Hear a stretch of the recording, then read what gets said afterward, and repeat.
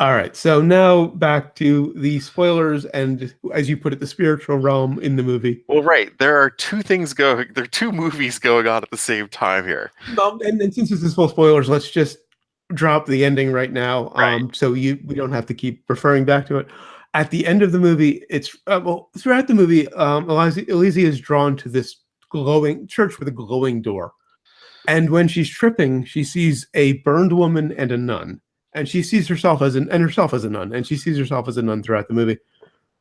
And so at the end of the movie, it's revealed that the church burned down what 50 years ago, I think it was. I think he said 26 years ago. Okay, that makes more sense. Um, and it was they say it's because of lightning, and there was a woman trapped in it, Sister Cummins, which Cummins is Elysia's last name. Elysia Cummins was a nun trapped in this fire in this nunnery convent. So yeah, she's been dead the whole time. She's the spirit of this dead nun who is living a normal life until this So breakup. that leaves two possibilities. Is she possessing someone's body, or is she Okay. just a flat out ghost? I kind of saw it as she's just a spirit in corporeal form, which doesn't make sense. That's The possession angle is interesting, particularly if I go into a little David Mitchell reference. In his most recent two books, there's a group called the Anchorites. They're immortal because and the horologists. No, the horologists do this. They're eternal spirits who take over the bodies of infants. so So she okay. took over this body as an infant and just lived this life, throughout her, because I don't know if she would have done it while Elysia was alive, or was it, an adult or conscious. Because I mean, would you say she's 26? That's reasonable. Right, that this happened. I mean, so So that's a possibility. maybe the Elysia's spirit, the dead nun's spirit, found her way into an infant's body right after she died and lived another life. Although, how? I mean, like I said, that hint of the phone being like from 30 years Yeah, ago. and also the photographs of MLK and JFK. Granted, yeah, assassinations work, but also they're older people, Yeah. figures in history. So maybe it's there from Milesia's time, but 26 years makes more sense, and I think it was shorter than that. So the next thing, of course, to figure out is who is real and who is Hmm. part of Elysia. You know. Right, right. So, like, was Frank? I think that was the boyfriend's name. Fred. I Okay. think was he a part of Elysia that was keeping her grounded, you know Oh, and then okay. this whole breakup thing is just uh, But it really was just her losing her tether. It wasn't a real person. It was just the part. Again, he was the part of her that kept her tethered. right. Why did he suddenly become a cultist conspiracy nut? Of course, the other possibility was that he is the one that summoned her. That works too. And then got bored and then decided to move on to some other Oh, freaky thing, okay, which could okay. fit too. In which case, maybe she inhabited that body as an adult. Yeah. Fred summoned this dead nun into his girlfriend's body, got bored and dropped her. Yeah. Huh. So there's too many questions not answered by the ending, but like I said, there's so much like I wish we'd been given enough to kind of be ready for it when it happens. That's the thing, is it just felt like a sucker punch. well the thing, yeah, because I had no idea what the fuck was going on. I knew it was more than just an ordinary psychotic break because Hmm. she was getting over it.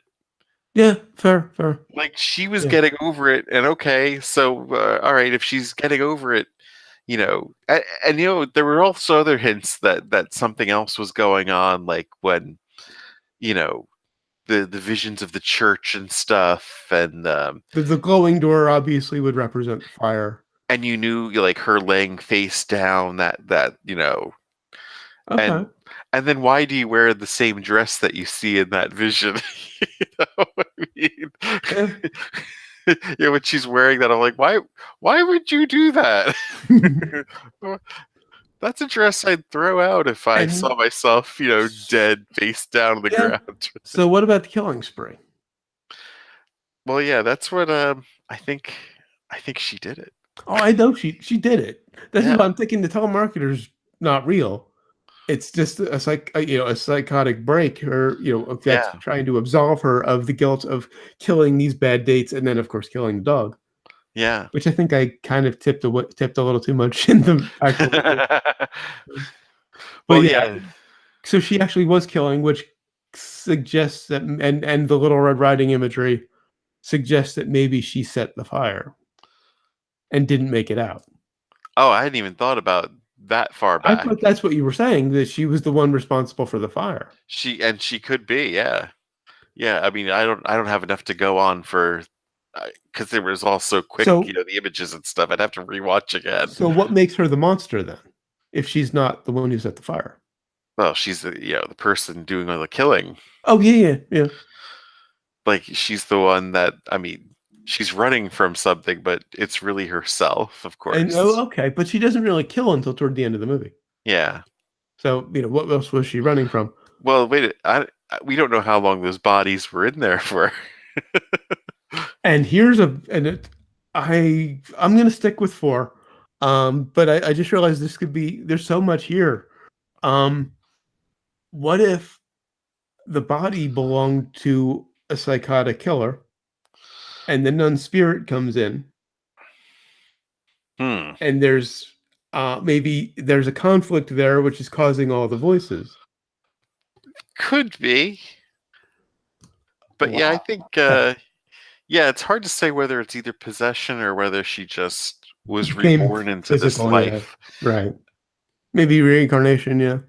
but it was only for like you can only last so long. Right. And it also leads to the question of like what was the mother really, I Right. mean, We don't really no, we do hear from her mother. But she there's goes to very this few weird church. people there are very few scenes if you notice though where there's extra people in it outside of her friends. Right.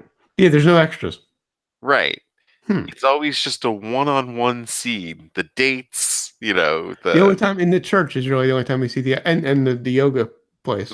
and her friends, and of course they can't see her because she's a ghost.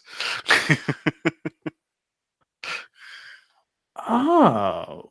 So maybe there's so many possibilities in it. Right, right. I kind of love this movie now.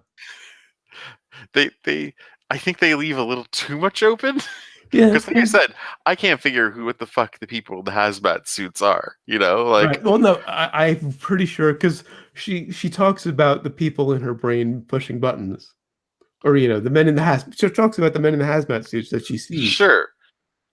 and I to me those are just whatever is in her head making her kill, Hmm. or just causing the psychotic break. That's them, which is why the dusty, dirty console makes sense, and the hazmat suits because it's a toxic environment. Her brain is a toxic environment. I don't know what they are though. Well, they're a metaphor for her illness if she's a person. Okay. Yeah, okay, so you don't think they're No, I don't think they're actual people. I think they're a metaphor. all right. Um, and I think that wraps it up. I'm going to stick with a Yeah. four because I need to see it again. But Same here. I went into tonight hating this movie, and now I'm really fascinated by it. So this has been very interesting.